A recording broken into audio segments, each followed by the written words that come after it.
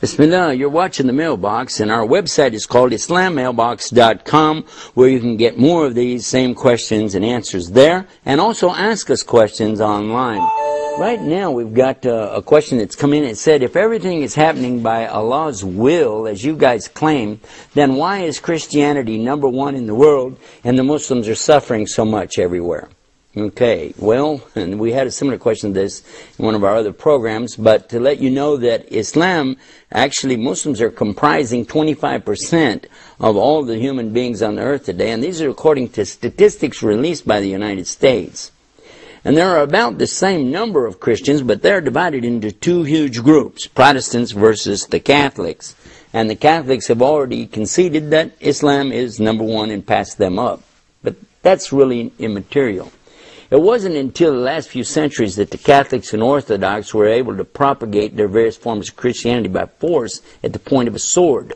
And I would like to remind you that it was the Crusades, the Inquisition, and the settling of America, Mexico, South America, and these conversions all took place after some very bloody battles. And so the American Indians, as well as the South American natives, were brought into Christianity literally at the pouring of the sword. Whereas Islam has spread throughout the world through dealings in business and relationships and marriages and so on for the past 1400 years. What's interesting to note is that Islam is the fastest growing religion in the world, and the ones who are coming to Islam the most are from Christianity. It could be because there is so much similarity between the actual teachings of the two, regardless of what some of the people practice who adhere to those particular faiths. I would like to also mention that Jesus, peace be upon him, is very much beloved and a part of the teachings of Islam. He is the Christ, the Messiah, and Muslims love him so much we say peace be upon him after his name. Another point is that Christianity is actually divided up into more than just one or two groups. But the major groups, as we mentioned, Catholicism, Protestants, and then there are the Orthodox.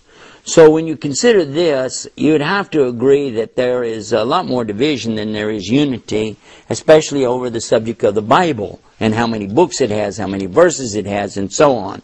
In fact, the Quran is the only book on earth that has only one version. We adhere to the Quran letter for letter, word for word, chapter for chapter, with no deviation, regardless of the various sects, Shiite, Sufi, Sunni, etc. But still only one Quran. And that's not true in Christianity, as they have different books. You get more details on our website about this, and watch for us back on here next time on the Mailbox. Check our website, IslamMailBox.com. Till then, peace. Assalamu alaikum.